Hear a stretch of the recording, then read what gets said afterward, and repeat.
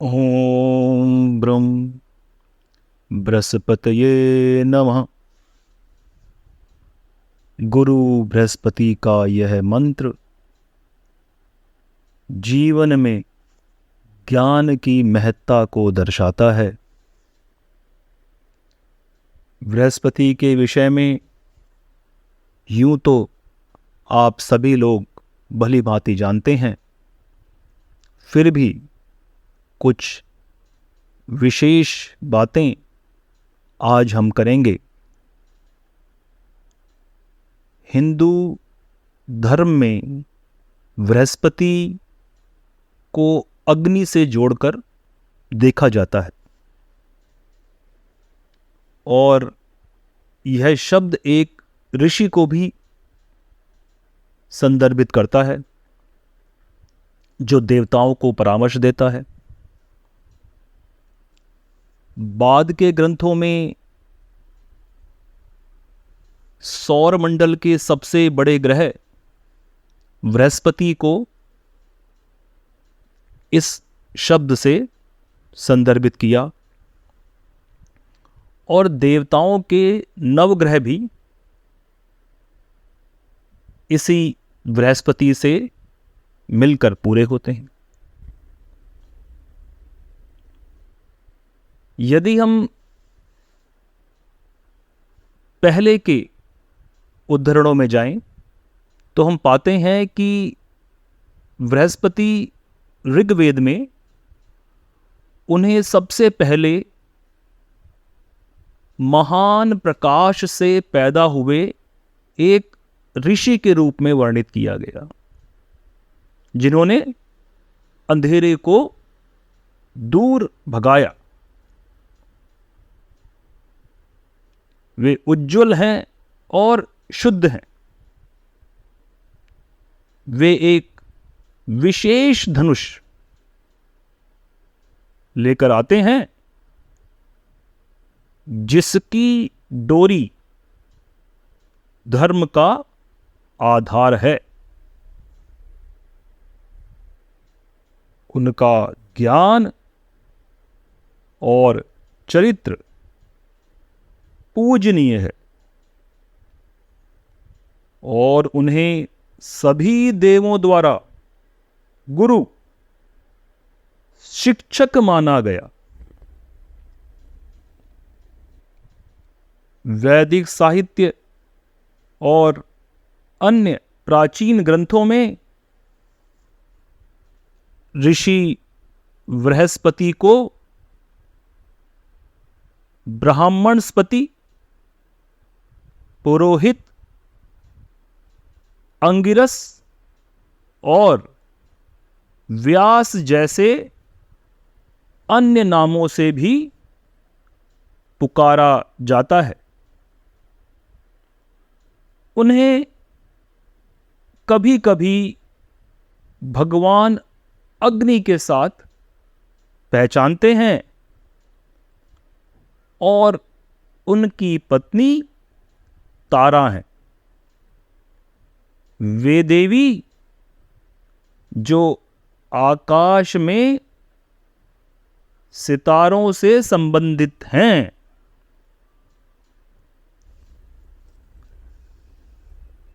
बृहस्पति जो ग्रह के रूप में सौर मंडल के ग्रह भी, उसको भी आप इसमें शामिल करें। संस्कृत के विभिन्न खगोलीय ग्रंथों में प्रकट होता है। अब यह समझने की बात है कि खगोल शास्त्र का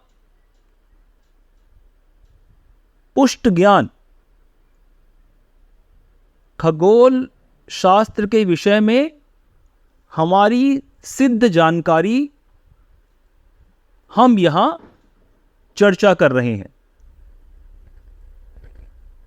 इससे पूर्व किस किस आधार पे हमारी संस्कृति या हमारे ग्रंथों में खगोल शास्त्र के विषय में है,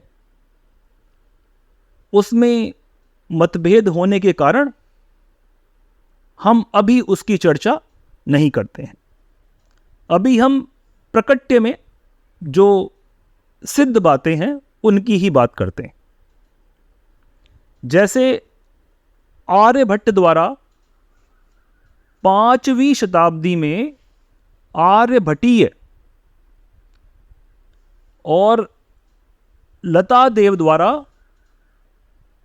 6ठी शताब्दी में रोमक और वराहमिहिर द्वारा पंच सिद्धांतिका, ब्रह्मगुप्त ने 7वीं शताब्दी में खंड खदियक और लल्ला द्वारा 8वीं शताब्दी में शिष्याधि वृदिदा, ये ग्रंथ बृहस्पति को एक ग्रह के रूप में बतलाते हैं और इसके ही द्वारा संबंधित ग्रहों की गति का अनुमान लगाया गया। हिंदू ज्योतिष जो नक्षत्र की अवधारणा पर जोर देता है, नवग्रह और सप्तऋषि हिंदू देवताओं की सूची में शामिल है। अब यानी बृहस्पति ग्रहों में भी शामिल है और जो ऋषि सप्तऋषि हैं वह उनमें भी शामिल है। आकाश में आपने तो देखा ही होगा सप्तऋषियों को। तो बृहस्पति सूचक है बहुत सी घटनाओं का, बहुत सी प्रेरणाओं का। आप इसे एक शब्द न मान करके यह बहुत सी ज्ञान की या विश्वास की बातों के लिए एक द्योतक है, चिन्ह है। और बृहस्पति का जो सबसे प्रसिद्ध मंदिर है वह तमिलनाडु राज्य के तंजौर जिले में है। आप सब जानते हैं कि गुरुवार को बृहस्पति के लिए समर्पित दिन माना जाता है और हम सब लोग बृहस्पति की पूजा गुरुवार को ही करते हैं। ज्योतिषी लाभ के बारे में भी कुछ वर्णन मिलते हैं, परंतु इन सब विषयों पर यदि आप मनन करें, बृहस्पति जो ऋग्वेद में संदर्भित हैं वे वहां अंधकार को मिटाते हैं।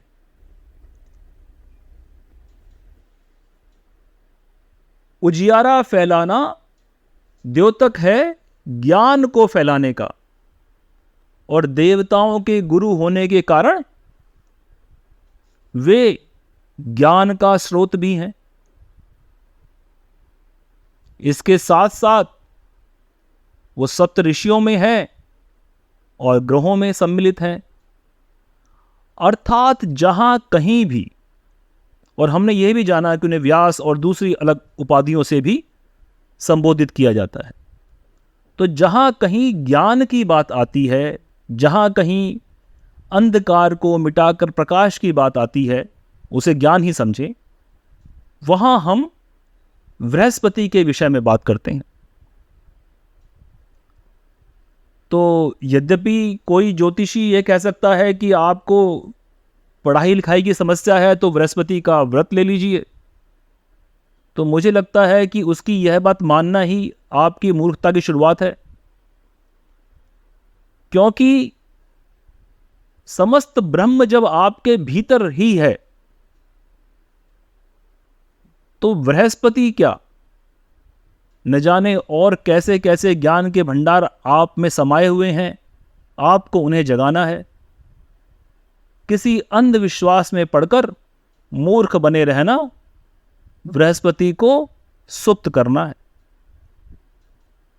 स्वयं की इंद्रियों को जगाएं, स्वयं के भीतर प्रकाश उत्पन्न करें, स्वयं को ही ऐसी स्थितियों में लाएं कि देवता लोग, अब देवता के दो रूप हैं। देवता एक तो आकाशीय देवता देवता वे जो भले लोग हैं। भले लोग भी आपसे जब कुछ ज्ञान की बातें सुन लें तो आपके भीतर बृहस्पति का जागृत होना समझ लें। ज्योतिष में और कर्म कांडों में विश्वास रखना कोई बुरी बात नहीं है, परंतु सच्चा ज्ञान तो स्वयं के भीतर है। बृहस्पति के विषय में आज हमने चर्चा की, यह जानने के लिए कि जिसके रूप के विषय में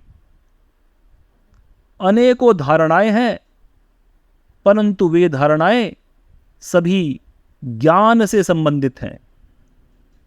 एक ऐसी भूमिका है जिससे खगोल शास्त्र भी नियंत्रित किया जा सकता है। वैसे तो कुछ और ग्रंथ पाए गए जिन्हें चार्वाक जो सिद्धांत है उससे मिलाकर यह समझा गया कि बृहस्पति के द्वारा कुछ धर्म विरोधी बातें भी कही गई। और मेरा ये घोर मानना है कि धर्म के समर्थन में बातें करना यह कोई बहुत बड़ा सिद्धांत नहीं है। धर्म को आप जानेंगे तो धर्म का विरोध भी आप कर पाएंगे। सही बात को समझना ही आपका उद्देश्य होना चाहिए। लकीर का फकीर बने रहना बृहस्पति का सिद्धांत नहीं है। हम इन सब बातों को समझ रहे हैं, जान रहे हैं। अब बृहस्पति सूत्रास, ये ही वो ग्रंथ है जिसके विषय में मैं अभी आपसे चर्चा कर रहा था, जिसके लेखक बृहस्पति बताए जाते हैं। तो धर्म के समर्थन में ही प्रत्येक ज्ञानी व्यक्ति बात करेगा, ये पूर्ण सत्य नहीं है। ज्ञान सही दिशा में ले जाएगा। धर्म से बढ़कर ब्रह्म है। ब्रह्म जिसके कारण धर्म भी उत्पन्न हुआ, यह जाने। मुश्किल लगता है तो पुनः प्रयास करें। हमने पहले भी जाना कि ब्रह्म ही है जिससे ईश्वर की भी उत्पत्ति होती है, और ईश्वर वे ईश्वर जो सर्वशक्तिमान कहे जाते हैं। और उसके पश्चात जो देवताएं हैं, जो जन्म लेते हैं, मृत्यु जिनको होती है, वो देवता तो हैं ही। और ऐसे लोग भी जो स्वयं उच्च कर्म करके देवता बन गए। बृहस्पति को यदि हमने जानना है, बृहस्पति के विषय में यदि हमारी जानकारी हमें सुदृढ़ करनी है, तो ज्ञान के पुंज को स्वयं के भीतर प्रज्वलित करना ही सही प्रयास है। ज्ञान के लिए मनन की आवश्यकता है, क्योंकि सूचना मिलने पर उसे मान लेना ज्ञान नहीं है। सूचना मिलकर उसका अध्ययन करना, चिंतन करना और उसके पश्चात सत्यता सिद्ध करने पर उसे समझना, यह ज्ञान है। बृहस्पति के सिद्धांतों को अपने जीवन में आचरण करें। समस्त ब्रह्म को समझने के लिए बृहस्पति भी एक सूत्र हो सकते हैं, और संभवतः वे हैं भी। परंतु जैसा कि हमने कहा कि वेदों में वर्णित वह ऋषि जिसने अंधकार को भगाया, वही ऋषि कहीं पर वेदों की निंदा भी करता है। कोई भी चीज ब्रह्म से बढ़कर नहीं है। वेद इसी ब्रह्मांड में उपजे।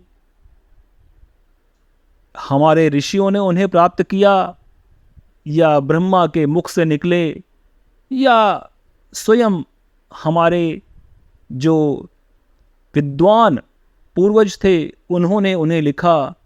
इस द्वंद्व में न पड़ते हुए सीधी साधी जो ज्ञान की यात्रा है, ज्ञान का मार्ग है, उस पर ध्यान केंद्रित करें।